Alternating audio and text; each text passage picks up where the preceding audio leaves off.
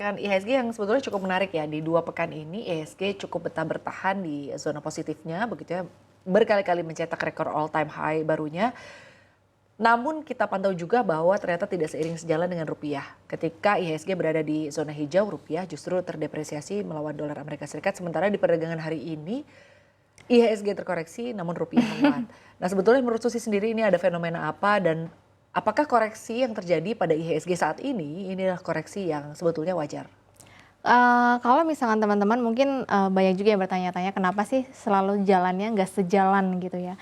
Menurut saya sih wajar aja, kalau ISG itu kan maksudnya ditopang oleh banyak sektor, kemudian juga program-program pemerintah ini kan nyambungnya atau menguntungkannya kan itu langsung kelihatan gitu ke sektornya.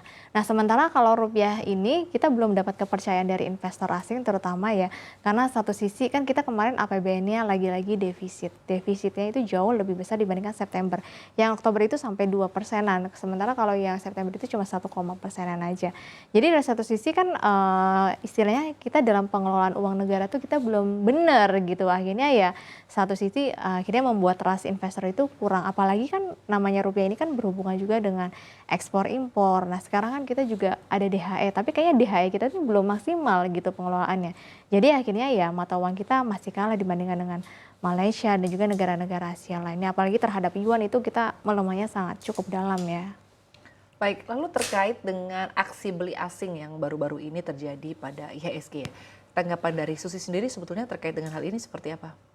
Ya, investor asing ini kayaknya udah balik lagi. Kemarin sempat jual pas hari efektif di MSCI ya. Jadi satu hari sebelum efektifnya mulai koleksi. Tapi pas di hari efektifnya justru sebagian investor akhirnya melakukan penjualan. Tapi habis itu akhirnya investor asing balik lagi nih. Tapi kalau saya melihatnya justru bukan saham-saham yang ada atau masuk di indeks MSCI. Contohnya kayak brand BRMS itu kenaikannya udah terbatas, bahkan brand ya setelah kemarin diumumkan MSCI itu justru cenderung turun. Begitu juga dengan BRMS. Tapi justru sekarang investor asing itu tengah melirik saham-saham konglo yang memang sedang melakukan banyak aksi-aksi korporasi. Salah satunya kayak kemarin waktu ISG all time high ya Sinta, itu salah satu penopangnya adalah saham Bumi. Ya. Itu transaksi dia hampir 10 T sendiri loh. Itu udah makan hampir 50% transaksi ISG di hari kemarin gitu. Karena satu sisi kan Bumi sedang banyak akuisisi, ekspansi gitu ya. Jadi akhirnya ya bisa mendorong ISG. Kemudian hari ini seperti hari ini sebenarnya ada beberapa emiten yang menurut saya sempat menjadi penopang ISG ya. Kalau mereka nggak naik nih hari ini, menurut saya mungkin ISG turunnya bisa lebih dalam lagi. Dan itu masih melanjutkan penguatannya. Ada sahamnya Raja, Ratu, Cuan. Jadi masih di lingkungannya Happy Hapsora dan juga Prajogo Pangestu yang memang satu sisi mereka banyak juga melakukan ekspansi dan akuisisi.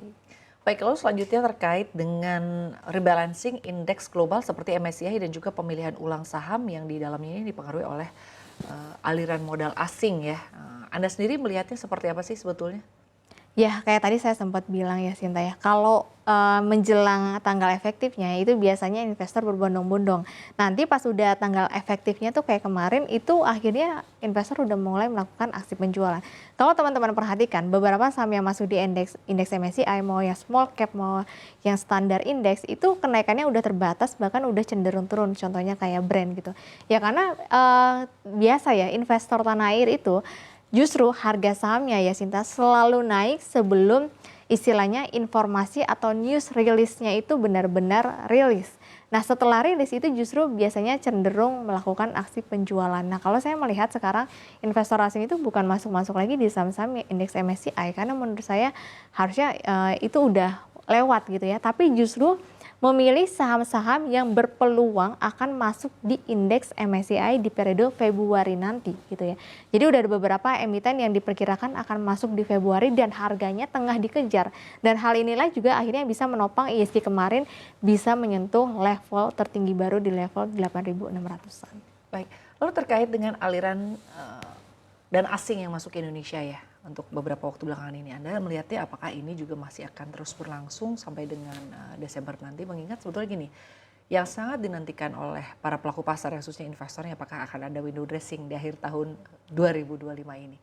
Tanggapan Susi jika dikaitkan dengan kenaikan IHSG bahkan IHSG digadang-gadang akan menyentuh level 9.000 di bulan Desember. Bagaimana tanggapan Anda? Iya, saya waktu itu sebenarnya sempat bilang ya Sinta, setidaknya ISG itu nyentuh level 8.500-an dulu lah. Ternyata udah lewat dari 8.500. Saya nggak expect bahwa 8.500 itu kesentuh di bulan November. Estimasi kita ya mungkin di Desember. Jadi kalau menurut saya peluang untuk 9.000 sepertinya sih sangat terlihat ya menurut saya pribadi ya. Karena satu sisi di bulan Desember itu banyak program-program pemerintah yang memang bisa mendorong konsumsi masyarakat tinggi kan karena kan ada libur Natal dan Tahun Baru ya. Contoh pemerintah nanti ada program mudik gratis dari kereta api, dari kapal laut, kemudian ditambah lagi ada diskon-diskon belanja lainnya, ada bansos yang nanti akan digencar di bulan Desember. Kemudian bank itu akan dibanjiri lagi likuiditas kan kemarin udah 200 triliun. Nanti ditambah lagi nih Sinta, 76 triliun. Masing-masing 25 triliun untuk BRI, Mandiri, BNI, sisanya 1 triliun untuk Bank DKI. Jadi menurut saya di bulan Desember ini banyak banjir sentimen-sentimen positif. Belum lagi ditambah estimasi bahwa 85% menurut Fed Watch bahwa The Fed akan memangkas suku bunga. Kenapa?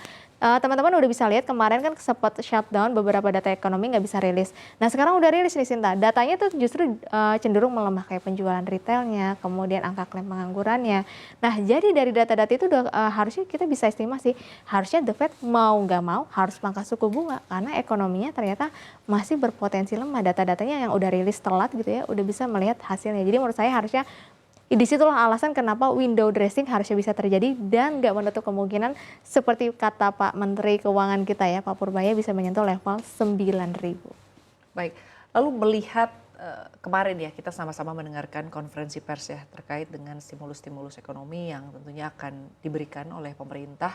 Ada kaitannya juga dengan bagaimana Nataru ini juga bisa menjadi salah satu momentum yang baik untuk pola konsumsi dari masyarakat itu sendiri. Nah terkait dengan hal ini apa tanggapan Susi? Ya, waktu kemarin kita lihat di rapat kemarin itu ya, terutama sama Kementerian Bidang Perekonomian Pak Erlangga, kan mereka tuh optimis sekali bahwa kuartal 4 ekonomi kita tuh bisa tumbuh 5,4 hingga 5,6%. Hal ini mungkin didasari karena tadi ya saya sebutkan ada program-program pemerintah yang untuk menggenjot konsumsi ya, terutama di Nataru ada program mudik gratis, kemudian diskon belanja, ada bansos, ada banjir likuiditas. Jadi istilahnya orang yang mau ngajuin kredit harusnya bisa lebih mudah ya karena likuiditasnya makin banjir lagi gitu. Kemudian ditambah lagi kalau kita lihat kemarin menurut data dari Mandiri Spending Index ya, ternyata warga Indonesia tuh belanja untuk fashionnya ya Sinta bukan pokok ya. Untuk belanja fashion kayak kita beli baju, beli tas itu meningkat loh. Berarti kan di sini satu sisi orang udah punya uang lagi nih. Jadi nggak menutup kemungkinan nanti Desember harusnya angkanya bisa lebih tinggi dari November, itu 8%-an, harusnya Desember bisa lebih tinggi. Karena satu sisi tadi banyak program-program pemerintah yang dimana memberikan banyak diskon, harusnya masyarakat bisa konsumsi tinggi nih di bulan Desember mengingat ada Nataru juga.